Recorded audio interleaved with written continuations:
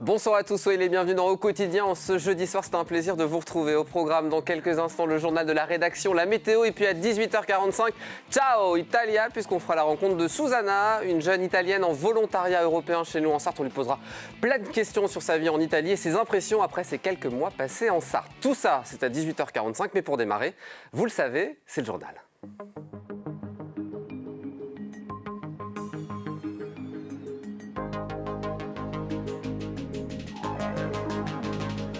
Un journal présenté ce soir par Laure Girard. Bonsoir Laure. Bonsoir Aurélien, bonsoir à tous. Au sommaire de cette édition, le projet de carte scolaire passe mal. Oui, beaucoup d'élus sarthois sont vent debout contre le projet de fermeture de classes en zone rurale et prioritaire. Parmi eux, le président du département qui s'y oppose fermement. Transport, les usagers du TGV entre Le Mans et Paris déplorent la suppression de 3 trains par jour faute de voyageurs. Et puis une vente aux enchères d'affiches de cinéma avec quelques pépites à découvrir en fin de journal. L'invitée, c'est Sylvie Cazenave-Perret, présidente de l'APESA, association qui met en place un dispositif d'aide psychologique pour les entrepreneurs en souffrance aiguë. Mais Laure, on ouvre ce journal avec la carte scolaire qui passe mal auprès de nombreux élus sarthois. Oui, elle est discutée ce jeudi soir en visio et en comité technique départemental. Ce qu'il faut savoir, c'est que le département va compter 682 élèves en moins à la rentrée prochaine dans le premier degré. La direction académique a, dans un premier temps, proposé la fermeture de 55 classes contre 34 ouvertures. Et ce jeudi, le chiffre pourrait passer à 44. Et oui, avec toujours 34 ouvertures, soit 11 classes épargnées. Mais ce qui met le feu aux poudres, c'est le contexte Covid qui a accentué encore cette année l'inégalité entre les territoires ruraux et urbains. 31 suppressions de classes sont annoncées en zone rurale. Un autre point accentue les tensions. Oui, un refus de dialogue de la part de la direction académique avec les syndicats, mais aussi avec les élus de la République. Gilles Leproust, maire d'Allonne, que nous avons eu au téléphone ce jour, et qui perd 3 classes dans sa commune, parle de mépris à son encontre. Ce jeudi, sa visite, pourtant annoncée à l'inspection académique, s'est soldée par une porte close sans aucune explication. Une situation qui amène l'association des maires et le président du conseil départemental, Dominique Leménaire, à refuser ce projet de carte scolaire. Hélène Galliana. Tension entre les élus sarthois et la directrice académique de la Sarthe, Patricia Galeazzi. Alors qu'elle est en pleine préparation de la carte scolaire pour la rentrée 2021, la fonctionnaire d'État fait face à un refus en bloc des syndicats enseignants, des élus locaux et des parlementaires.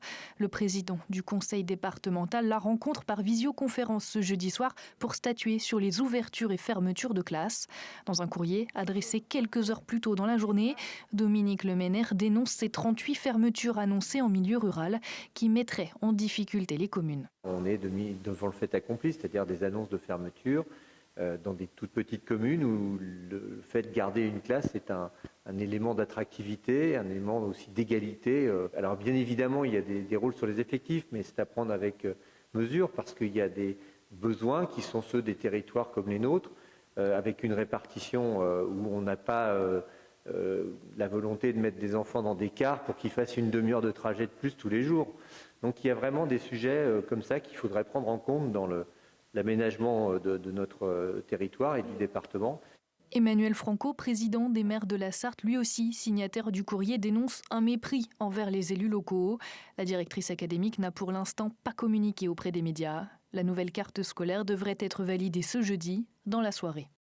Autre mécontent, les Manceaux qui prennent le TGV pour aller à Paris. Depuis la crise sanitaire du Covid qui a engendré une augmentation du télétravail, les rames de train se sont vidées.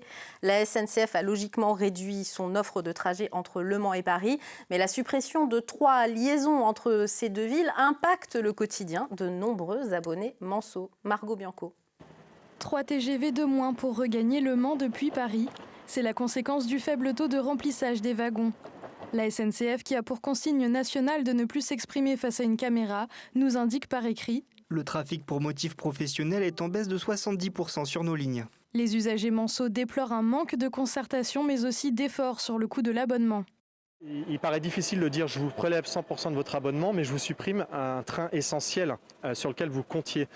Aujourd'hui, quelqu'un qui va travailler à Paris doit faire une concession. Soit il demande à son employeur de faire une concession en partant plus tôt du travail pour pouvoir emprunter le TGV de 17h02, soit il va faire une concession sur sa vie de famille et perdre 1 heure de vie de famille. Je pense que quand on diminue un service, il est logique et normal de diminuer le tarif associé. L'autre chose qu'aurait pu mettre la SNCF, c'est rendre la suspension des TGV plus agile, plus rapide, c'est-à-dire que jusqu'à 5 jours avant le début du mois, pouvoir décider de suspendre ou non mon abonnement et ne pas avoir ce délai d'une vingtaine de jours qui aujourd'hui, à l'heure du digital, me paraît complètement incohérente. La discussion entamée depuis 2012 n'a toujours pas donné de solution aux télétravailleurs. Allez, il est l'heure d'accueillir l'invité de ce journal. Ce soir, c'est Sylvie Cazenave-Perret, présidente de l'APESA, association qui met en place un dispositif d'aide psychologique pour les entrepreneurs en souffrance aiguë. Et vous êtes également la dirigeante de Poisson Packaging en Sarthe. Merci d'être avec nous sur ce plateau. Merci de m'accueillir. Alors l'APESA, c'est un petit peu l'idée que les difficultés financières d'une entreprise peuvent impacter très profondément la santé psychologique de l'entrepreneur. Et c'est un sujet, je dirais, encore tabou auquel l'association que vous présidez en Sarthe a décidé de faire face. Alors comment concrètement vous faites face à cette question ? Alors nous faisons face à cette question parce que tout simplement nous avons un fondateur, Marc Bigné, qui est greffier au tribunal de Saintes et qui s'est engagé en 2013 sur le constat suivant, c'est-à-dire que en fait on ne s'occupe pas de la détresse des dirigeants et lui constatait dans sa juridiction des dirigeants en très grande détresse. Il a lancé ce mouvement avec quelqu'un d'extraordinaire qui s'appelle Jean-Luc Douillard et qui est un psychologue et qui forme, qui nous a formés, qui forme ce qu'on appelle nous des sentinelles. Nous en avons formé pour nous, pour la juridiction sartoise, 160 depuis 2016, date à laquelle nous avons fondé APESA 72. Ces 160 sentinelles, ce sont à la fois des juges, des commissaires-priseurs, des experts comptables, des avocats, toutes les professions et même des banquiers, toutes les professions qui gravitent autour du chef d'entreprise lorsqu'il se retrouve en difficulté. Nous avons également la médecine du travail qui s'est intéressée à ces cas et qui a formé des médecins du travail à ce dispositif. Justement, vous proposez gratuitement des formations pour devenir sentinelle. D'ailleurs, on va tout de suite se donner l'adresse extranet pour s'inscrire aux formations dont on va rappeler la prochaine. Elle aura lieu quand ? Le 11 mars, de 9h à midi. Et ça se passe où ? Alors, ça se passera dans un local qui nous est prêté par le tribunal de commerce, puisque c'est un dispositif qui a été lancé en Sarthe à l'initiative du président du tribunal de commerce de l'époque, Jean-Pierre Poirier, et qui réunit dans son bureau à la fois le greffier, à la fois le président de l'association des juges et à la fois des chefs d'entreprise qui viennent apporter leur expertise pour mettre ce dispositif plus en valeur au niveau des chefs d'entreprise. C'est une grande difficulté. Alors j'allais y venir parce que ce sont des formations à la psychologie du chef d'entreprise, parce qu'il y a une psychologie particulière du chef d'entreprise. Qu'est-ce que finalement on a tendance à se dire, il montre pas ses faiblesses, c'est ça l'idée ? Alors c'est un petit peu ça, effectivement, tout à fait.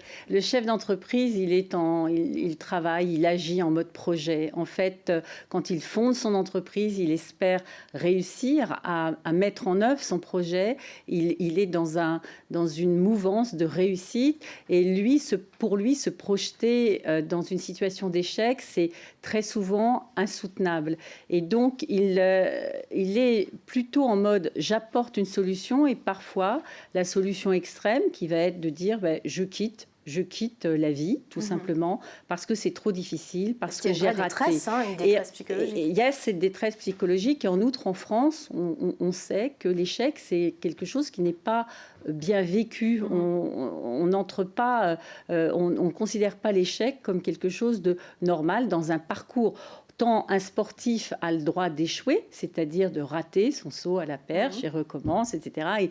Il va réussir peut-être ou pas. En tout cas, c'est accepté pour certaines catégories de population. Mais dans l'entreprise, le chef d'entreprise, il se doit de réussir. Et quelle que soit la taille de l'entreprise, on rappelle que c'est vraiment adapté à tout type de chef d'entreprise. À tout type de chef d'entreprise. On a eu très récemment la chance d'avoir une association patronale, le MEDEF, qui nous a permis d'ouvrir notre discours à plusieurs entrepreneurs patrons de la Sarthe. Et c'est vrai que, comme la Chambre de commerce, ce sont des lieux où le chef d'entreprise peut être écouté dans sa difficulté, mais en tout cas pas accompagné. Et c'est ce que propose APESA 72 avec les 20 psychologues qui sont formés en Sarthe pour accompagner le chef d'entreprise et qui relaient le chef d'entreprise dans un délai très court, puisque le chef d'entreprise, lorsqu'il est identifié par la sentinelle ou qu'il appelle notre numéro vert, puisque depuis la crise, le gouvernement nous a demandé de mettre en place un numéro vert, ce qui a été aussi développé, eh bien, le chef d'entreprise est tout de suite contacté par le psychologue qui est formé à cet accompagnement. Et ensuite, on vous fait confiance pour mettre ce dispositif en œuvre rapidement. Merci mille fois d'être venu nous parler de ce sujet dont on parle très peu et on tenait vraiment à le faire. Il y a un site internet national, puisque des APESA, il y en a quasiment dans tous les départements de France, www.apesa-france.com, et le numéro vert que vous avez vu s'afficher. Merci d'être venu sur ce plateau. Merci. Allez, pour finir ce journal, Laure, on va parler cinéma. Pas dans une salle, malheureusement, Aurélien, mais dans une salle des ventes. Une grande vente aux enchères d'affiches de cinéma a eu lieu ce jeudi au Mans. En vedette, une affiche originale du film Le Mans de 1971 avec, vous le savez Aurélien, Steve McQueen. Bien entendu. Anthony Piton était sur place quelques heures avant les premières enchères. On a bien sûr, comme vous le voyez, l'affiche du Mans. Il y a l'affiche originale, ça c'est l'affiche originale américaine. Film tourné en 71, au Mans forcément, avec Steve McQueen. Alors il y a l'affiche américaine là, il y a également l'affiche française qui passera en vente. Et alors, on a aussi... Cette affiche de cinéma est estimée à 700 €. Elle sera l'apogée d'une vente aux enchères exceptionnelle organisée au Mans. Près de 600 images seront proposées à la vente. J'ai tout de suite vu que Steve McQueen, c'était une légende ici au Mans. Vu qu'il est venu sur les 24 heures du Mans, c'est vrai que tous les Manceaux ont plus ou moins un souvenir de l'avoir plus ou moins croisé. Donc ici, c'est iconique. C'est iconique. Donc là, j'ai vraiment 3-4 lots autour de Steve McQueen. Déjà, ça fait un bon point culminant et ça permet d'échafauder une vente très correcte. Les affiches présentées sont très variées. De nombreux films cultes, des films de la nouvelle vague ou encore des séries B, en passant aussi par les blockbusters. Les gens cherchent des affiches de films avec des titres connus, des films célèbres, et puis après c'est l'époque, les acteurs. La salle des ventes peut accueillir jusqu'à 30 personnes. Les autres acheteurs seront derrière leur ordinateur sur l'interface interenchères.com. Les affiches, ça se prête très très bien à ça parce que ce sont des multiples, ce ne sont pas des produits uniques. Donc au final, il n'y a pas tellement besoin de venir les examiner. Les enchères sur Internet permettent aussi de toucher une clientèle de la France entière, voire étrangère. L'affiche de Steve McQueen pourrait donc prochainement quitter Le Mans. Et on vous donnera son prix demain, évidemment, après la vente aux enchères qui était cet après-midi. Merci beaucoup, Laure. C'est la fin de ce journal. Une petite page de pub, la météo. Et vous ne bougez pas, on se retrouve juste après, direction l'Italie.